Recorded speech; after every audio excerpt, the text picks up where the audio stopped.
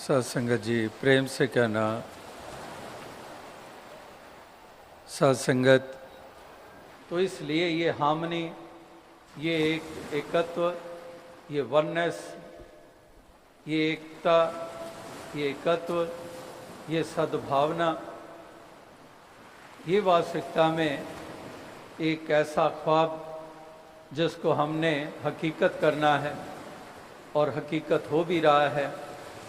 जहाँ जहाँ पर ऐसा विवेक कार्य कर रहा है, जहाँ पर ऐसी एनलाइटनमेंट काम कर रही है, जहाँ पर ऐसी अवेयरनेस काम कर रही है, जहाँ पर ऐसी जागृति काम कर रही है, जहाँ पर गुरु पीर पैगंबरों को टीचिंग्स को अपना लिया गया है, वाकई वहाँ पर ये सपन हकीकत होते भी नज़र आ रहे हैं। तो इसलिए गूंजे गगन में, महके पवन में, हर एक मन में सद्भावना कि इस गगन में गूंजे, पवन में महके, हर एक मन में हो सद्भावना। तो यही एक सद्भावना, हम इसको मजबूत करते चले जाएं, यही एक प्रार्थना अरदास है। ये अनेकता रहेगी, ये डाइवर्सिटी रहेगी और ये खूबसूरती है। दास अरसे से यही बात करता आ रहा है कि ये डाइवर्सिटी एक खूबसूरती है, लेकिन हमारी असहनशीलता और हमारी घृणा और नफरत ने इसी खूबसूरती को अभिशाप बना दिया है, एक कर्स बना दिया है। ये अपने आप में कितनी खूबसूरती है, अनेकता, अनेकों भाषाएं। जैसे आज भी यहाँ पर इस समागम पर अनेकों भाषाओं वाले उपस्थित हैं, हर प्रांत वाले उपस्थित हैं, ये अनेकता है। इसी प्रकार से अनेकों हम रूप देखते हैं अनेकता के, तो ये खूबसूरती है। ये कायनात जो हम देखते हैं, यूनिवर्स हम देखते हैं, कितने प्लैनेट्स हैं, कितने स्टार्स हैं, तो एक दूसरे से कहीं मिलते नहीं हैं। यही एक खूबसूरती है। चांद का रूप सूर्य जैसा नहीं है, सूर्य का आकार जुपिटर जैसा नहीं है। All planets are different, none is alike. This is the beauty of creation which is of God Almighty.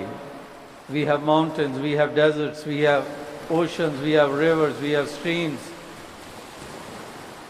we have greenery, we have flowers. So there is so much diversity in this creation itself, and that's what we see in mankind too. So it is a blessing, and we have not to make it a curse.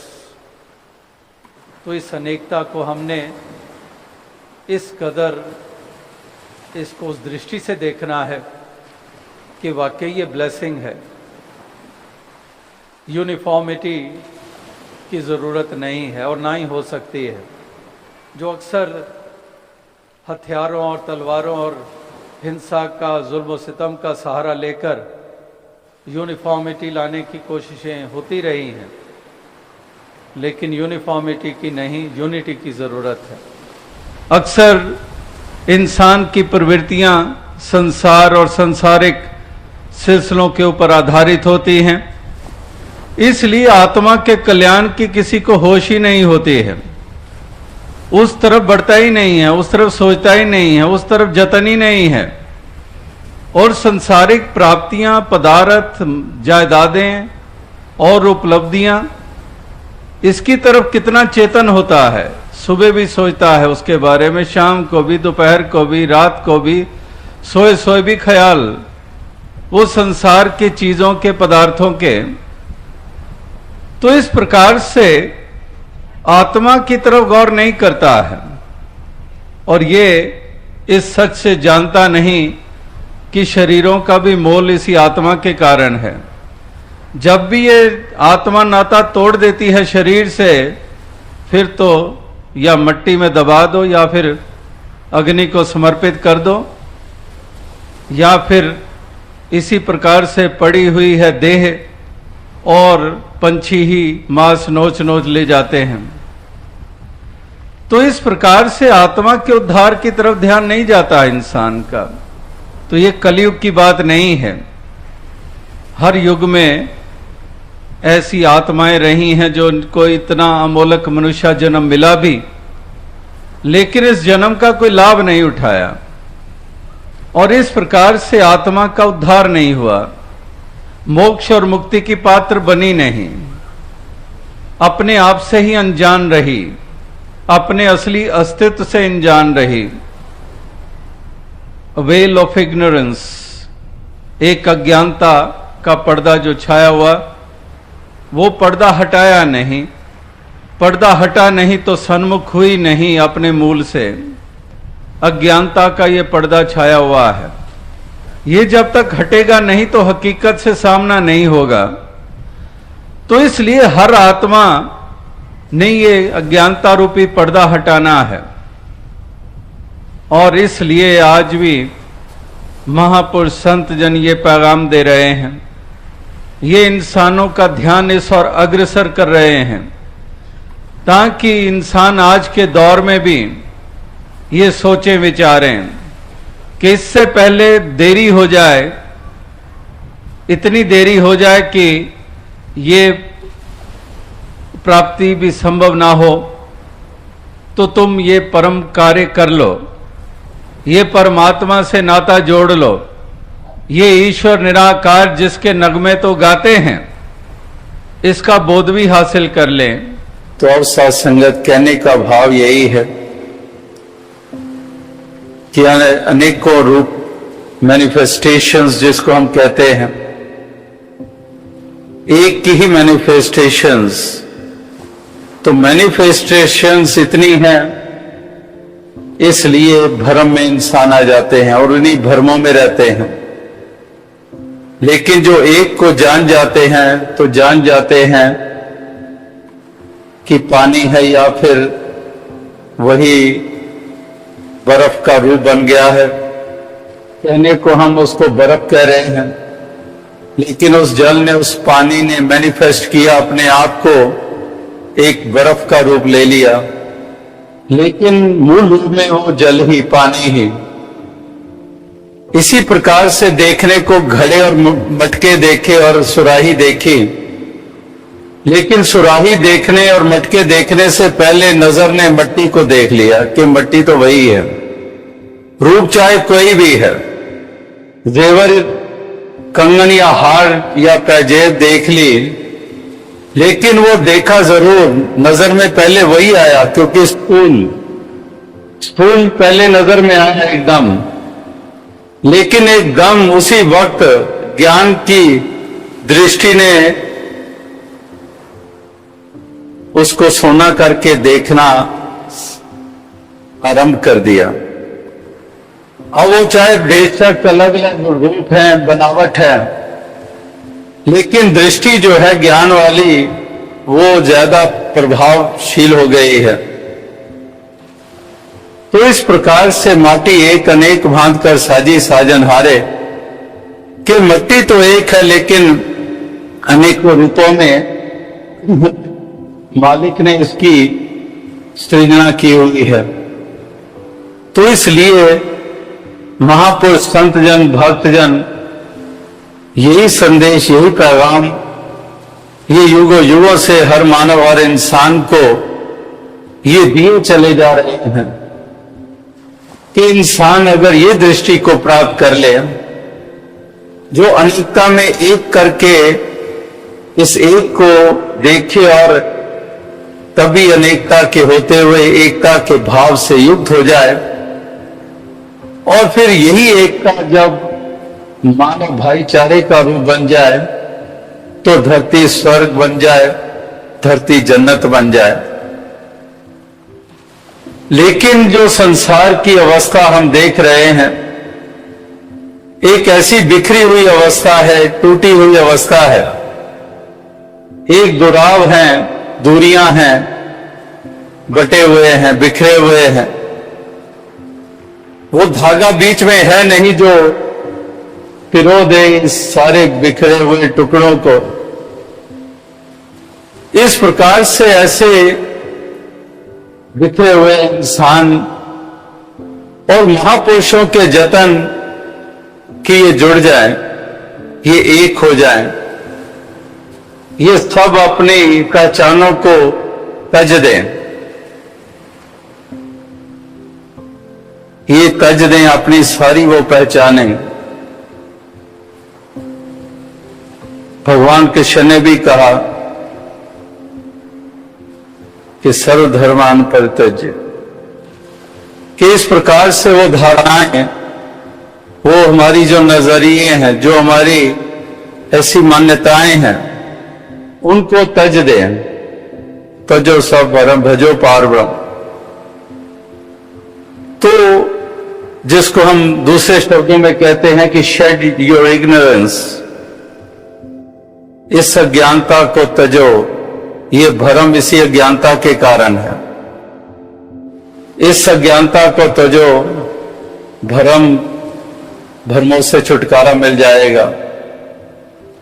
और भ्रम से छुटकारा मिला तो वही एक ही बाकी रह गया। अनेकता के होते हुए भी एक ही था, लेकिन अज्ञानता ने केवल अनेकता दिखाई, एक नहीं दिखाया। लेकिन ज्ञान ने अनेकता के बीच में इस एक को दिखाया। और फिर ये एक जहन दिलो दिमाग में रहा, उठते बैठते, व्यवहार करते हुए, चलते फिरते, तो फिर सारी ही संकीर्णताएं जाती रही, सारी दीवारें गिर गईं, और इस प्रकार से अपनत्व का भाव ये मजबूत हो गया। और इस प्रकार से एक ब्रदरहुड या भाईचारा जिसको हम कहते हैं, वो स्थापित हो गया। तो ऐसे समागमों के आयोजन, उसके पीछे यही भाव होता है कि हम उस दृष्टि से देखें, जो संतों महात्माओं वाली दृष्टि, जो गुरु पीर पैगंबरों वाली दृष्टि, जिसको समदृष्टि कहा जाता है, कि उस दृष्टि से सभी युक्त हो जाएं। वो जो हमारी देखनी बन जाए ऐसी, वो भावनाएं हमारी ऐसी बन जाएं, जो भाव दृष्टि हमारी बनी हुई है, ये दृष्टि है दूसरे को नीचा करके देखने वाली, दूसरे को बेगाना करके देखने वाली, दूसरे को तुच्छ करके देखने वाली, और कदम कदम के ऊपर दूसरे को छोटा होने का एहसास कराया जाता है, क्योंकि खुद उसको छोटा मान रहा है। इसलिए बार बार दूसरे को छोटा करके संबोधित करता है और छोटा मानकर चलता है। ये उसकी प्रवृत्ति होती है, ये उसकी एक मानसिकता होती है, ये उसकी एक अवस्था होती है।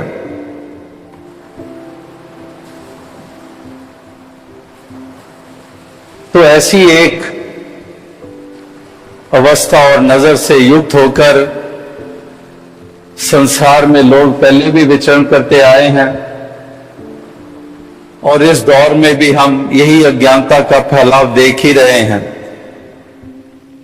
कि इंसान किस तरह से जी रहा है इस दुनिया की, इस संसार की यात्रा को। ये किस प्रकार से इसके आव भाव है, किस प्रकार से इसकी चाल है, किस तरह से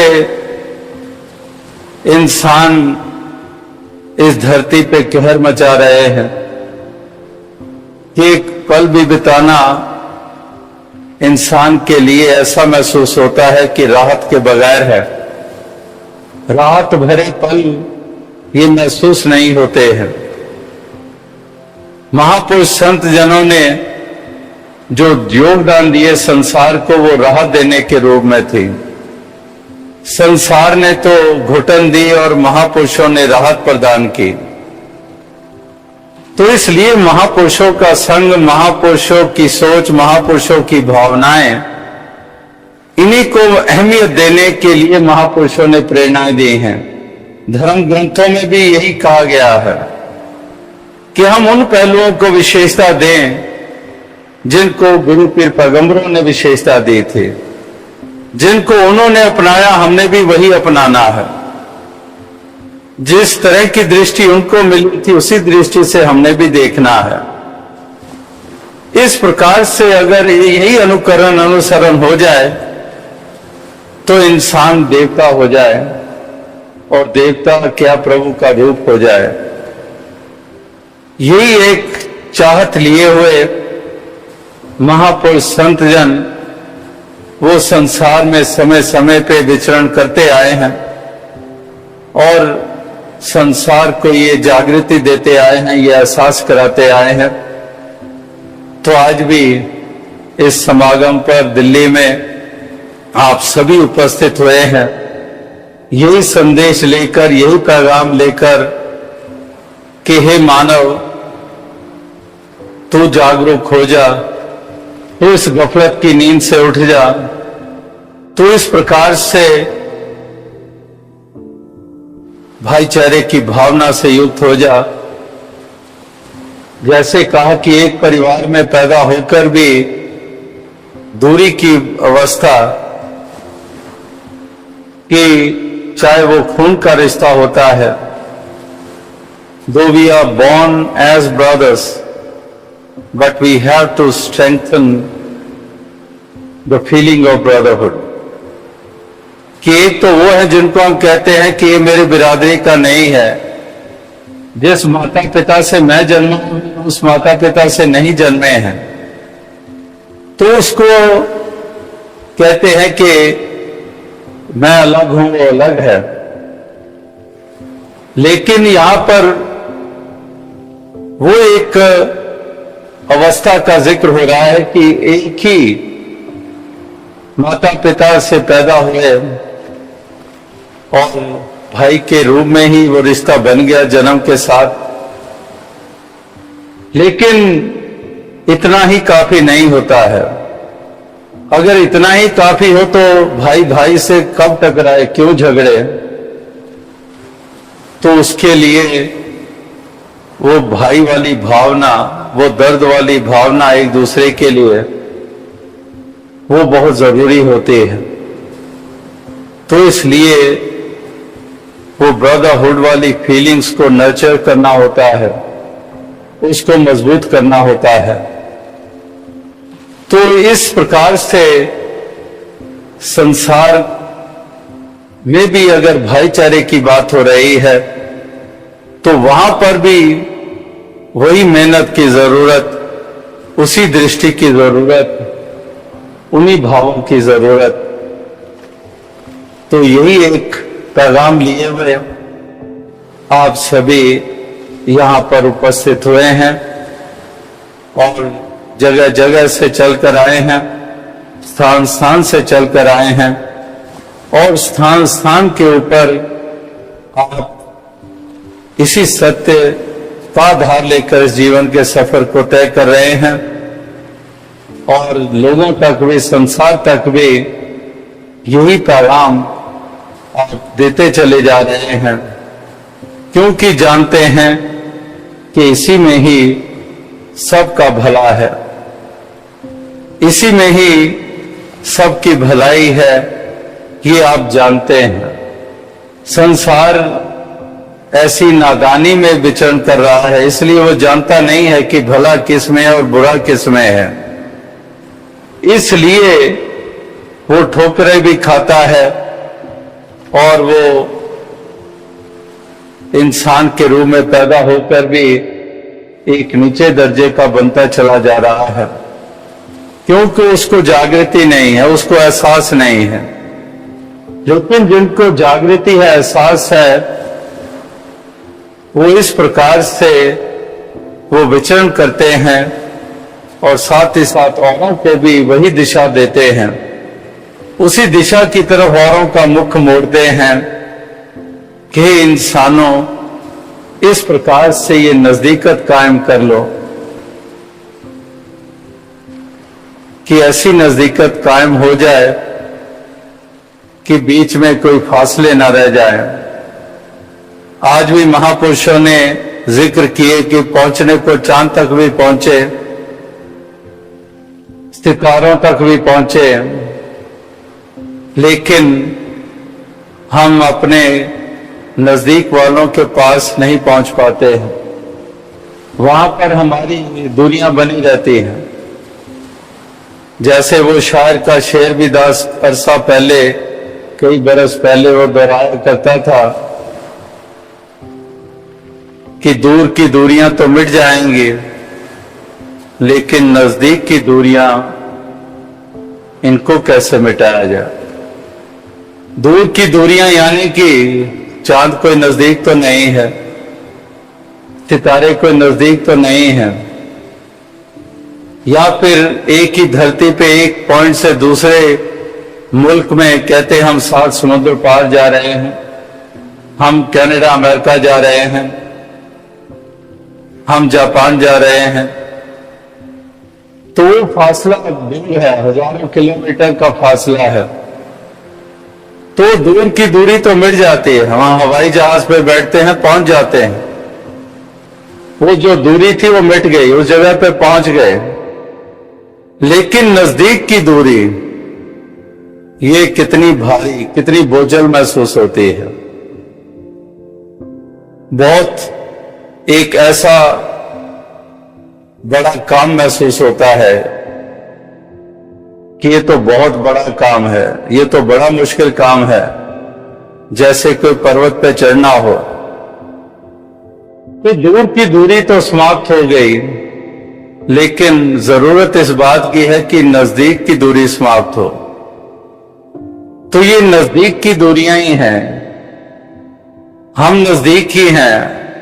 परिवार से शुरू करें तो परिवार तो नजदीक है ही है फिजिकली, और फिजिकली अगर हम और देखें तो अगर इसी एक धरती पे सारे रह रहे हैं, जन्मे हैं, इसी धरती पे विचरण कर रहे हैं, तो यानी कि एक प्लेनेट के वासी हैं, तो फिर भी हम उस रूप में फिजिकली साथ ही हैं, करीब हैं।